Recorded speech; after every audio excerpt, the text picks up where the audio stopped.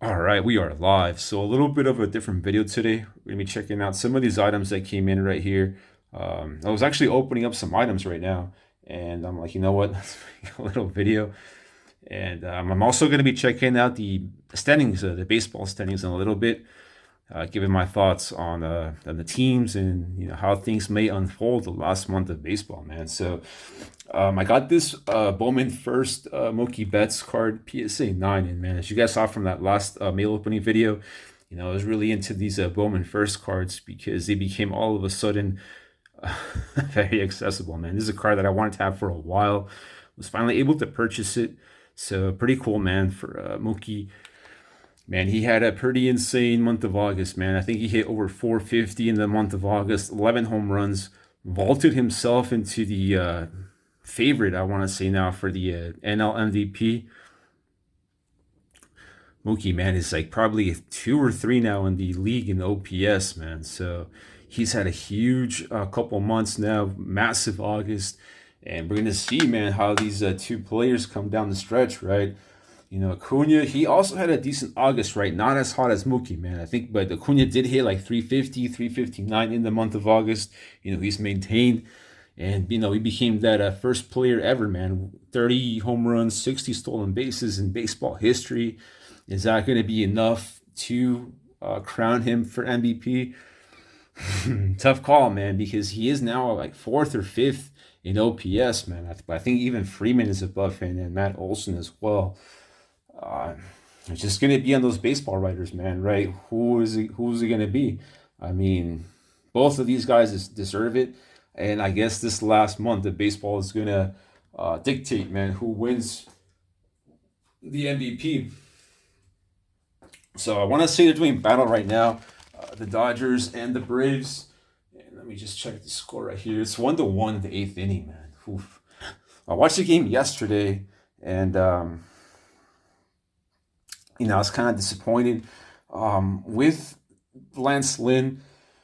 We'll get into baseball, the standings right now a little bit, but let's check out some of these items that came in right here first, and we'll talk about Lance Lynn, the Dodgers, and all those things that I want to get into as well.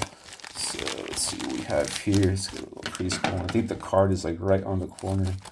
I don't want to mess this up right here. All right, so the first item coming in is going to be another PSA 9. Okay, PSA 9, Freddie Freeman, man. I think this is his first Bowman card. He might have had one before, actually, from like Team USA 2010. I think this is 2006, I'm sorry. It's going to be a 2007 Freddie Freeman draft picks and prospects PSA 9 card, Bowman First. So pretty cool card to have as well, man, for the collection. If the Dodgers were to, man, I don't know if they're going to be able to win the World Series this year, man, because they have such a tough climb with the pitching staff, man. It's so decimated with injuries. They lost, Dustin May, Walker Buehler, Tony Gonzalez.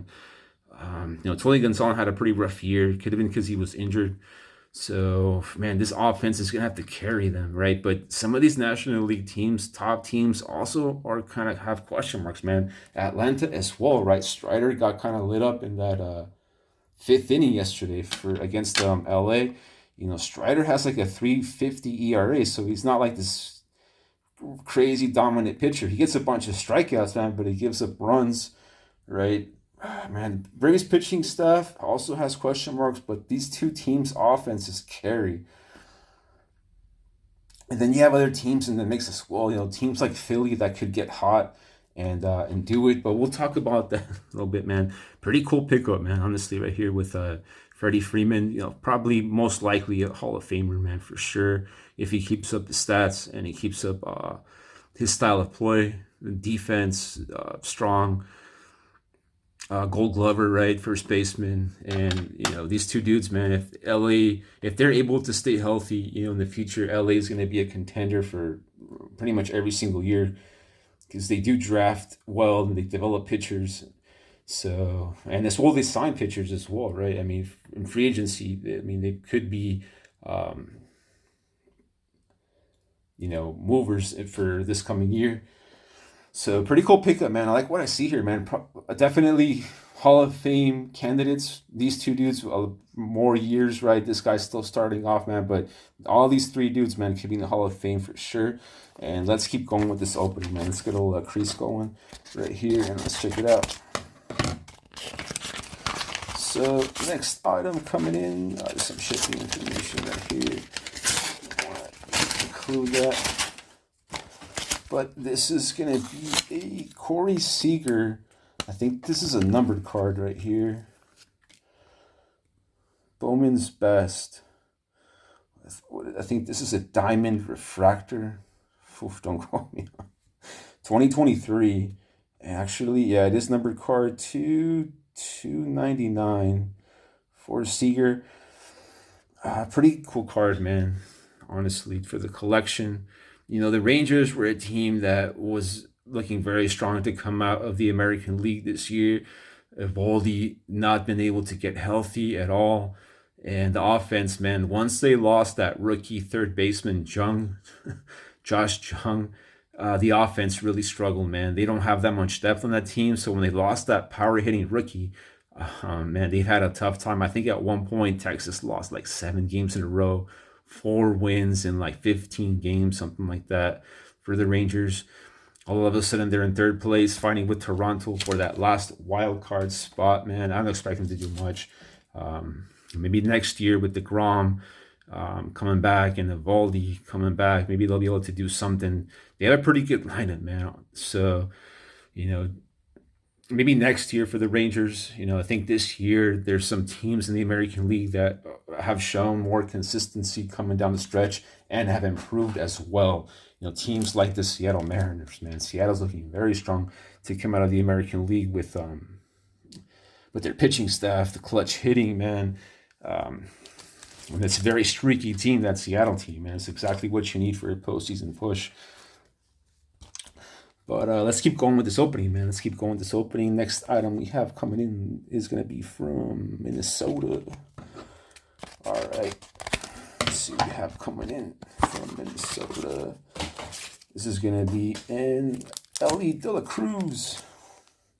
Oof, man. Ellie De La Cruz is a great 5-tool prospect for, you know, for baseball, man. This is a great, flashy, tough, electric player, arm, defense, speed.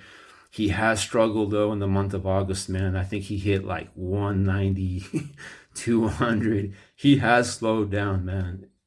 But he is a rookie, right? I mean, it is expected. So we'll see what the future holds in this player. The prices on his cards have come back down a little bit. And I was able to kind of like sneak in there and pick one of these up right here. Bowman Best, Ellie De La Cruz insert card. I don't even know what the name is. Prospective Royalty. All right. So not bad, man. Little pickup for Ellie De La Cruz. Let's put the card right there. Let's put that card right there.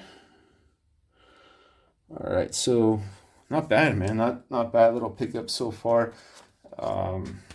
Future Hall of Famers, top hyped prospect that's kind of struggled so far. Let's keep going with this opening right here. All right, next item we have coming in is going to be cardboard. All right, Bowman Spotlight, Michael Harris. He's had a great couple months, this guy, for Atlanta. He struggled to start the year. Sophomore growing pains. Well, I mean, it's kind of a sophomore year, right? But he was a rookie. I mean, he's supposed to be a rookie this year, but I think he played quite a bit last year. So pretty cool card, man, with these Bowman Spotlights right here. I think I mentioned, man, I was going to start collecting more of these spotlights. Card's looking pretty clean right here. So not bad, man. Not a bad pickup at all. I have quite a bit more of these Bowman Spotlights coming in for 2023. You know, I was thinking about buying like a Bowman retail hobby box, but I'm like, you know what? Let me just buy the singles and just get the cards that I want instead of having so much other cards. So pretty cool, man. Michael Harris, Atlanta, huge, massive lineup that they have, man. Will they choke though in the playoffs? Will they choke in the playoffs like how they did last year? against Philly, right? Philly is their nemesis, man. And right now it is lining up Atlanta, Philadelphia in that National League Division Series. Is Atlanta going to get revenge or are they going to get embarrassed again, man? Philly plays them tough, man. Phillies played them twice in the playoffs in their history. 93 and last year, and both times, man, Philly knocked them off. All right, all right. Let's keep going, man. What we have coming in is going to be a Dylan. Let's go. Looks like this seller included a nice little lot of cards here. Let's see what we have, man. Let's see what we have right here. Let's see what we have. All right. So 2023 Bowman, right? Dylan Lesko, Padres. Oof, man. Padres. All right, there's a card that we purchased, that Adley and Lamar King Bowman first chrome, man. So pretty cool, man, because I'm based out of San Diego, man. The seller included these cards right here. So awesome, man. Pretty cool. I'm gonna give the seller a 5 star, man. Awesome. Thank you, man. Very cool. Very nice of you as well. Courtesy. It's like, oh, this guy's based out of San Diego. Let's give him some of these cards. So Adley and the Orioles. Another Bowman Spotlight, man. Pretty cool. I like this card a lot. I like the style so much, man. You know, just no nameplate on it. You know, it's kind of subtle on it with the black. It's pretty cool, man. I like these Bowman Spotlights a lot. I'm gonna collect all. So the Orioles this year have been probably the most shocking team in baseball, man. How are they able to win so many games with having such a kind of middle of the pack pitching staff, right? I mean, I know they have like top closer and he got hurt, I think. But Baltimore in the playoffs, that top seed, will they hold on? And the Tampa Bay's on their heels, man. It's going to be a great last month of baseball if Baltimore, that young team, man, who just basically outscores you. I mean, they give up runs, man, but they just basically outscore you with clutch hitting. They don't know any better. And also props to Baltimore for keeping their manager, right? I mean, normally when these teams get going, they fire their managers and pick up a new one. But it looks like that guy's going to keep his job. And let's keep going, man. So next item we have is going to be another 2023 Bowman Mega Box Rookie of the Year favorite insert, Josh Jung. This guy got hurt, man. He broke his thumb. They're saying he's going to come back. Who knows if he's going to come back. But after this guy went down with injury, man, the Rangers lineup just been very kind of middle of the pack, lower tier of the pack. They don't have a lot of depth on that team. This guy hit like 22 home runs, man, like 100 games. I think he drove in like 60, 70, 80 runners as a rookie. So, man, this team might have to reload for next year. But we'll see, man. You know, still quite a bit of chunk of games left. You know, the Astros, Seattle, man, all these teams are in the mix. All of a sudden, they're doing battle now with Toronto. Toronto's a team that is falling off, man, big time, man. I hope they make the playoffs. Texas, man. I like Bochy, and you know Chapman. Oof, you know, I'm a Chapman fan, but I just like how he's so aggressive, man. But you know, he does leave the ball on the plate a lot and get smacked. I think with Chapman, I think the Rangers are like 500, right? But they lost this guy. This guy was way important to that lineup, man, because you know they don't have a lot of depth, like I'm mentioning. So pretty cool card, man. Honestly, 2023 Bowman. Split that card right there.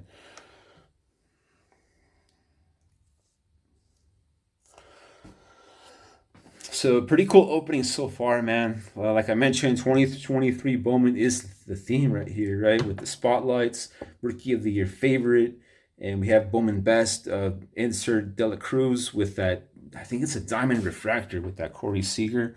So pretty cool, man. And that's pretty much the opening right here. Don't want to make too long of a video.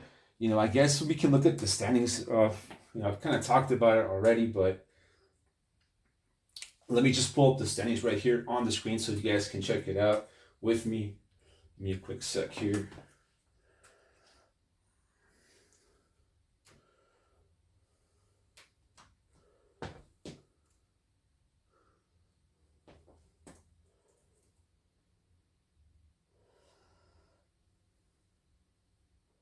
Okay, so Dodgers, Braves still tied 1-1 going into the last inning. And let's see here.